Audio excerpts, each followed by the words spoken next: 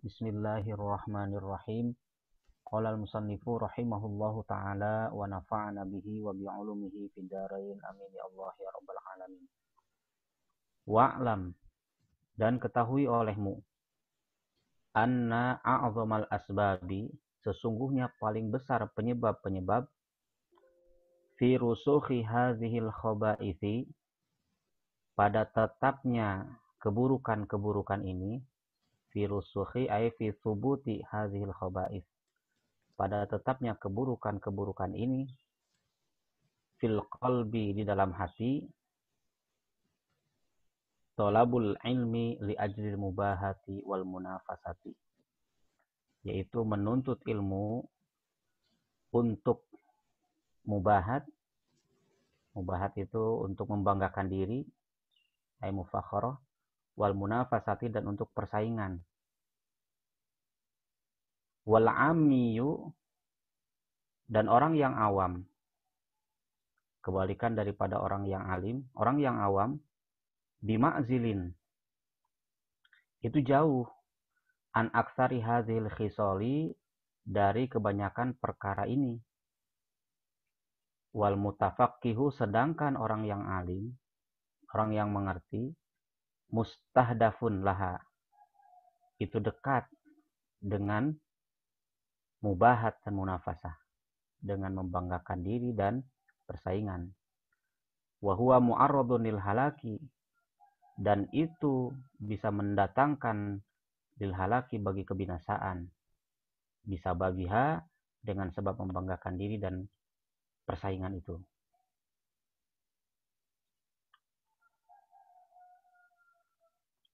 Fanzur, maka renungkan olehmu, hal ahammu umurika, apakah yang paling penting urusan-urusanmu, anta ta'allama, oleh bahwa engkau belajar, kaifiyatal hadari, tata cara menjaga diri, min hadhil muhlikati, dari kebinasaan-kebinasaan ini, wa tashtagila, dan engkau menyibukkan diri, bi islahi qalbika, dengan memperbaiki hatimu, wa imarati akhiratika, dan meramaikan akhiratmu. Amil ahammu, ataukah yang lebih penting, antakhudo, bahwa engkau masuk, ma'al khaidin, bersama orang-orang yang banyak bicara. Al-khaidin diterjemahkan oleh Syekh Nawawi Al-Bantani ay al-mutakallimin bi ghairi ma yanfa'u, atau bima la yanfa'u, yaitu orang yang banyak bicara dengan sesuatu hal yang tidak ada manfaat.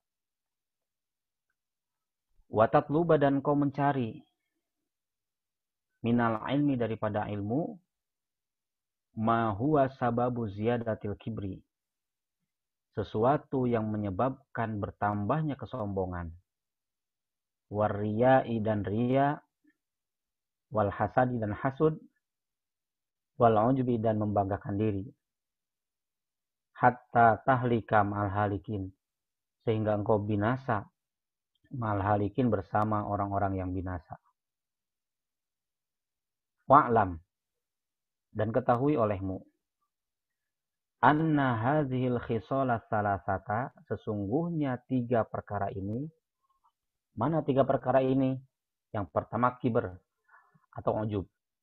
Kalau ujub lebih kepada batin, kalau kiber itu zahir, terlihat oleh orang. Jadi membanggakan diri baik secara terlihat ataupun di dalam hati.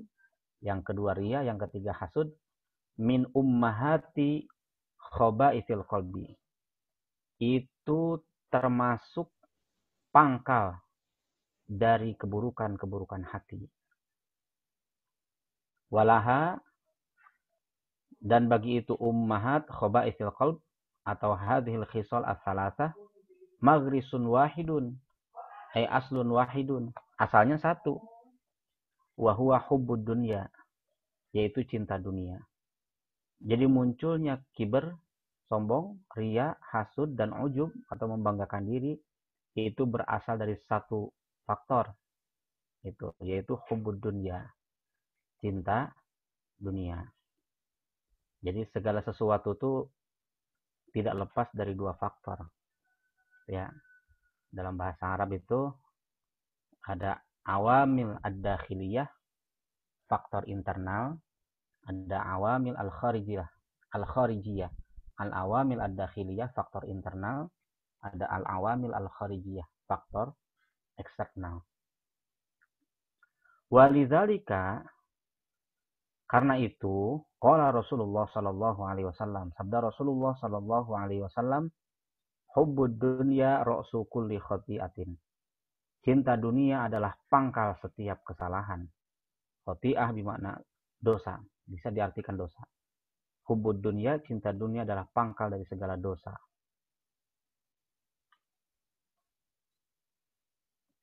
Wa ma'ahadza ada beberapa dalam istilah lain digunakan ma'azalika. Meskipun demikian, gitu ya. Meskipun seperti ini, meskipun demikian, fad dunya mazra'atul akhirah. Meskipun demikian, dunia adalah ladangnya akhirat. Faman akhadha minad dunya biqadri darurati, maka siapa saja yang memanfaatkan dunia, mengambil kemanfaatan dari dunia biqadri darurati, hanya sekedar kebutuhan, sesuai kebutuhan, liyasta'ina, supaya bisa membantu bihi dengan seukuran kebutuhan tadi, alal akhirati, atas akhirat, fad dunya mazra'atuhu, maka dunia adalah ladangnya akhirat.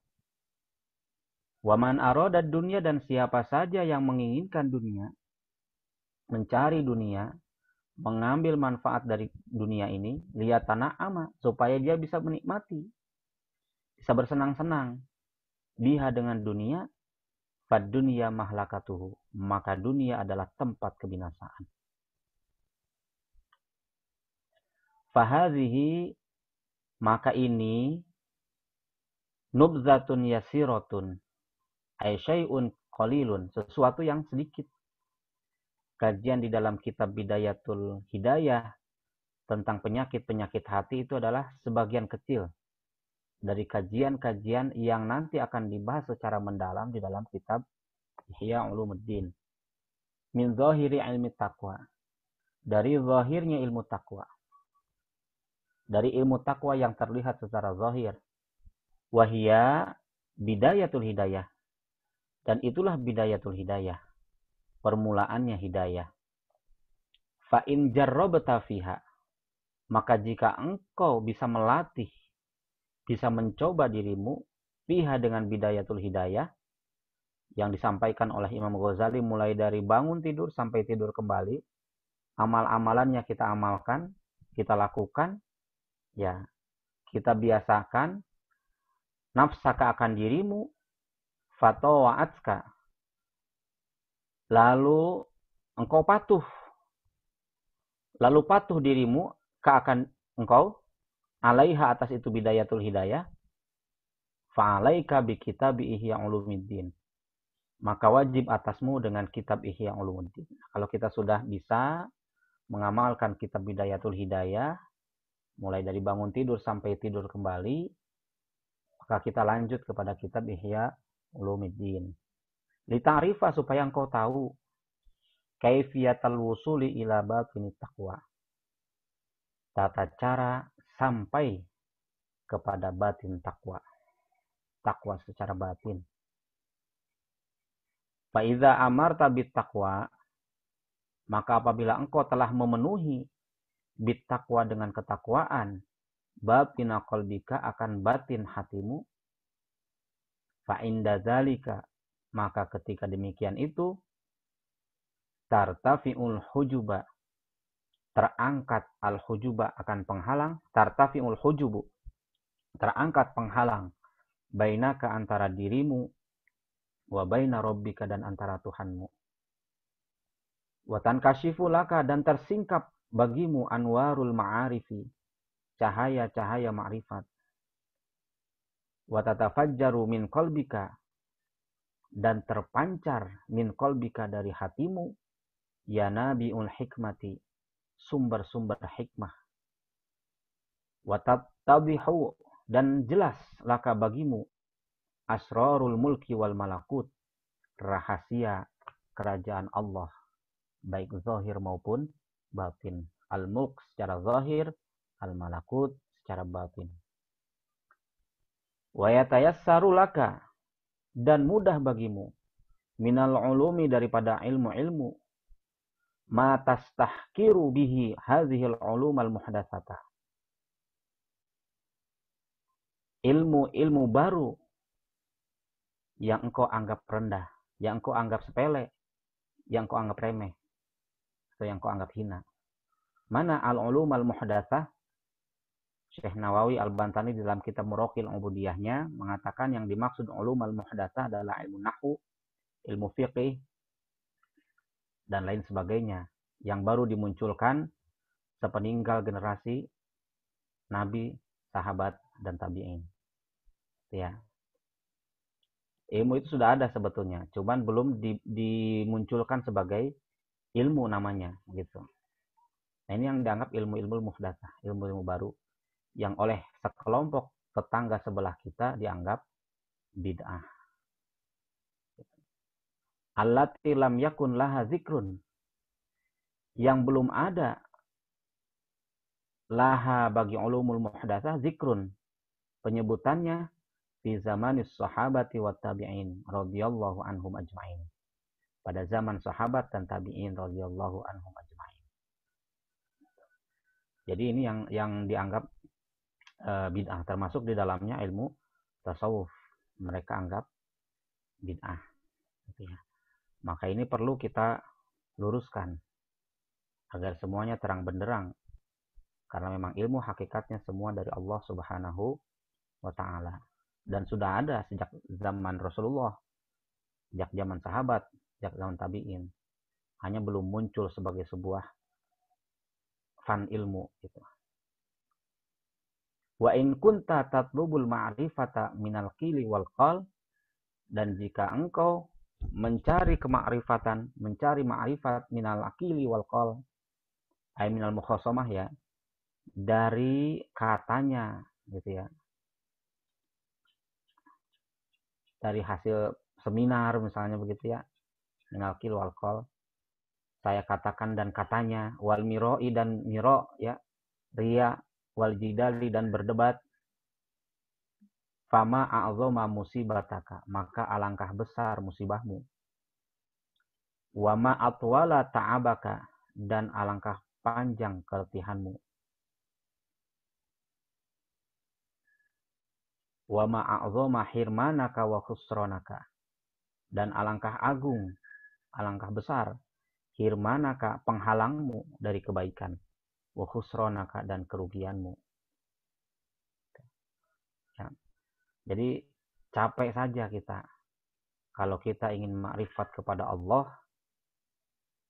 Proses yang kita jalani hanya dengan model seminar, berdebat, tanpa membersihkan hati kita, tanpa evaluasi diri kita, bagaimana kondisi kita di hadapan Allah Subhanahu wa taala.